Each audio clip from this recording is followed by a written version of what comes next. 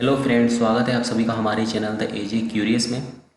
और आज की इस वीडियो में हम एनालाइज करेंगे मोतीलाल ओसवाल के एक फंड S&P 500 इंडेक्स फंड के बारे में। इसके ऑफर डॉक्यूमेंट को डिस्कस करेंगे। कुछ में कुछ चीज़ें मैंने हाईलाइट कर रखी हैं क्योंकि पूरा ऑफर डॉक्यूमेंट तो पढ़ना इम्पॉसिबल है, बट जो कुछ हाईलाइट्स हैं वो मैंने आपको पूरी कोशिश की है कि आपको मैं पूरा आसान भाषा में बता सकूं। दोस्तों, इसके साथ ही हम लास्ट में ये एनालाइज करेंगे क्या आपको इस फंड में पैसा लगाना चाहिए या नहीं। इसके साथ ही कुछ इसके बेनिफिट्स, कुछ मेरिट्स और कुछ डिमेरिट्स के बारे में भी डिस्कशन करेंगे। तो आइए स्टार्ट कर दें। दोस्तों, हमारे फंड का नाम है S&P 500 इंडेक्स फंड, जो कि Motilal Oswal assets management company launch कर रही है। इसकी NFO की डेट आ चुकी है। ये इसका NFO 15 अप्रैल 2020 को खुल चुका था और 23 अप्रैल को ये बंद होने वाला है। दोस्तों, NFO जस्ट लाइक IPO, जैसे हम इक्विटी में किसी कंपनी की फर्स्ट टाइम लिस्टिंग होती है तो पब्लिक को जिस तरीके से वो ऑफर देते हैं, इसी तरीके से ये म्यूचुअल फंड जब फर्स्ट टाइम स्कीम लॉन्च करते हैं तो ये NFO लेके आते हैं। दोस्तों, सबसे पहले हम जानने की ये कोशिश करते हैं कि S&P 500 इंडेक्स क्या है। S&P 500 इंडेक्स एक न्यूयॉर्क स्टॉक एक्सचेंज का एक इंडेक्स है। जिस तरीके से हमारे यहाँ इंडिया में सेंसेक्स और निफ्टी होता है, उसी तरीके से US मार्केट में S&P 500 इंडेक्स है। दोस्तों, ये पिछले 63 ईयर्स से काम कर रहा है। दैट मीन्स कि 63 ईयर्स का इसका डाटा अवेलेबल है। इससे हम ट्रेंड कैलकुलेट कर सकते हैं, इसके पास्ट परफॉर्मेंस को भी एनालाइज कर सकते हैं। सबसे बड़ी बात और सबसे इम्पॉर्टेंट बात इस इंडेक्स की ये है कि इसमें ग्लोबल लार्जेस्ट 500 कंपनीज का कंपोजिट है और ये 500 लार्जेस्ट कंपनीज को रिप्रेजेंट करता है जो कि न्यूयॉर्क स्टॉक एक्सचेंज में लिस्टेड है। आइए अब हम चलते हैं अपने ऑफर डॉक्यूमेंट की तरफ। दोस्तों, हमारी जो स्कीम है उसका नाम है Motilal Oswal S&P 500 index fund.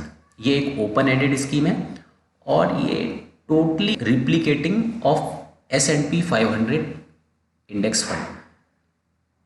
Replication का मतलब ये है कि जिस तरीके से S&P 500 इंडेक्स में उन 500 कंपनीज का प्रपोर्शन होगा, उसी तरीके से इस फंड का प्रपोर्शन होगा इन्वेस्टमेंट का, उसी सेम रेशो में। दोस्तों, एक ओपन एंडेड स्कीम है। दैट मीन्स कि आप अभी लगाना चाहें तो अभी भी लगा सकते हैं, NFO के जाने के बाद भी लगा सकते हैं। इस फंड का उद्देश्य है कि इस फंड की रिटर्न को S&P 500 इंडेक्स की रिटर्न के साथ कंपेयर कर पाएँ या अप्रॉक्सीमेट थोड़ा सा ऊपर नीचे कर पाएँ, क्योंकि बीच में हम बिल्कुल सेम तो इसलिए भी नहीं कह सकते क्योंकि कुछ ट्रैकिंग एरर्स भी आती हैं।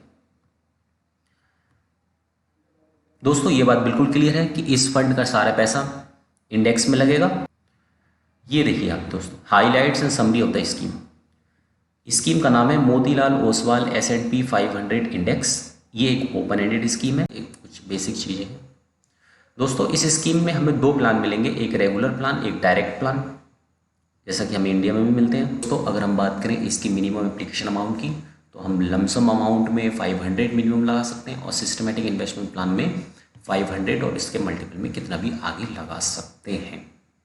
इंडेक्स कंपोजिशन, जैसा इसका नाम सजेस्ट करता है कि इसके इंडेक्स कंपोजिशन में 500 लार्जेस्ट कंपनीज हैं, पर का डिस्कशन करना इम्पॉसिबल है, इसीलिए टॉप 10 कंपनीज की लिस्ट आपके सामने दे रखी है, जिसमें Microsoft, Apple, Amazon, Facebook, Berkshire Hathaway, Alphabet A, Alphabet C and JP Morgan Chase. Alphabet A, Alphabet C ये गूगल और यूट्यूब है।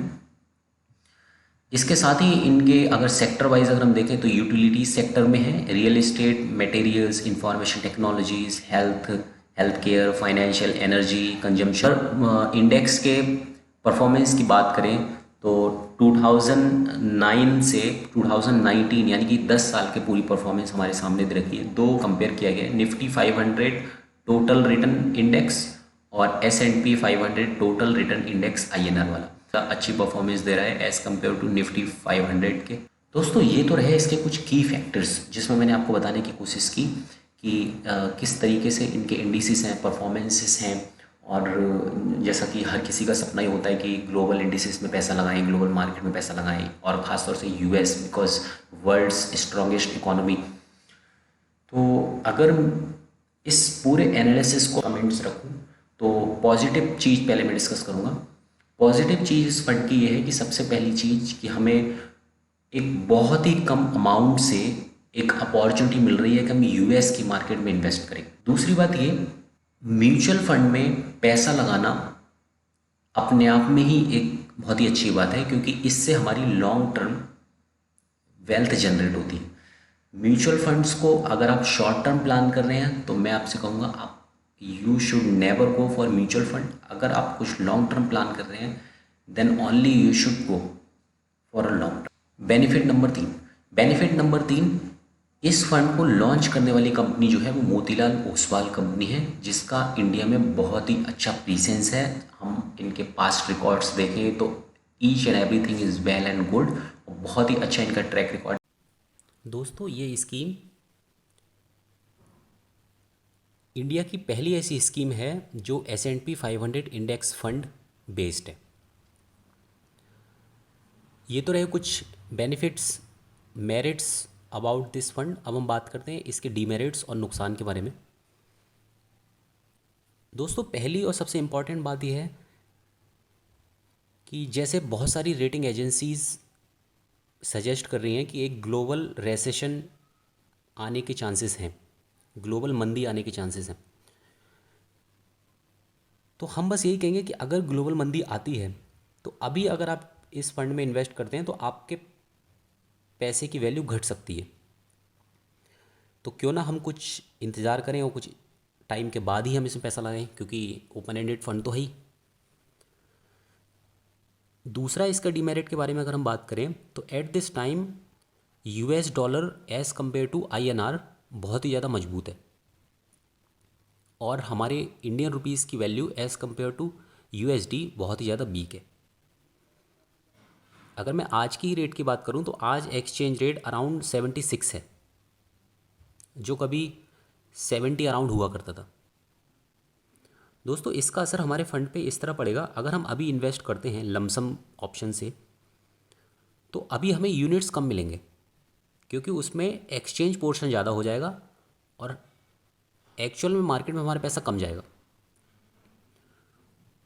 और थोड़ा इसका रिवर्स पोजीशन में जाएं, मान लीजिए कुछ टाइम बाद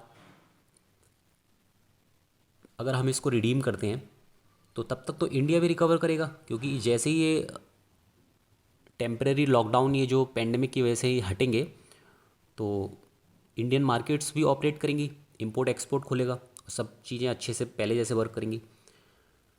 तो जैसे ही इंडिया में बूम आएगा उसके साथ ही हमारा रुपए as compared to USD strong होगा, और उस टाइम अगर हम इसको रिडीम करेंगे तो हमें रिडीम करने के टाइम कम डॉलर्स मिलेंगे।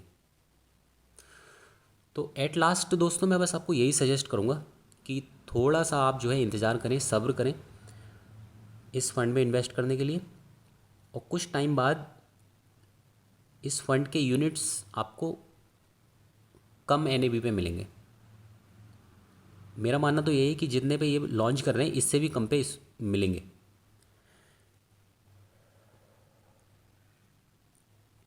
लेकिन अगर आपने ठान ही लिया है कि अगर आप इसमें इन्वेस्ट करना चाहते हैं, NFO के थ्रू ही जाना चाहते हैं, तो दोस्तों एट लास्ट मैं आपसे बस यही कहूँगा कि आप लमसम ऑप्शन ना चुनें, SIP के थ्रू ही जाएं। लमसम ऑप्शन में आपको at the time of investment सारा पैसा अभी देना पड़ेगा, और अगर आप SIP के थ्रू जाते हैं तो ये कुछ पीरियड्स में आपकी SIP जो है रजिस्टर्ड हो जाएगी, और मान लीजिए मंथली, क्वार्टरली, हाफ ईयरली, तो जो भी आप उसमें सेलेक्ट करेंगे तो वो आपका आगे चल के एवरेज हो जाएगा। दोस्तों, ये तो रहा हमारा पूरा analysis regarding Motilal Oswal S&P 500 index. अगर आपको हमारी वीडियो पसंद आई हो तो इसको ज़्यादा से ज़्यादा शेयर करें, लाइक करें, और जो भी इन्वेस्टर्स हैं आपके ग्रुप्स में या जो इन्वेस्ट करना चाहते हैं उनके साथ भी शेयर करें। और आपका कोई सजेशन अगर हमारी वीडियो के लिए हो, कोई भी पॉइंट हम इसमें कवर ना कर पाए हों, तो वो भी कमेंट सेशन में ज़रूर बताएं। और दोस्तों, इसके साथ दीजिए हमें इजाज़त, और साथ ही हमारे चैनल द AJ क्यूरियस को सब्सक्राइब करिए। Thank you so much.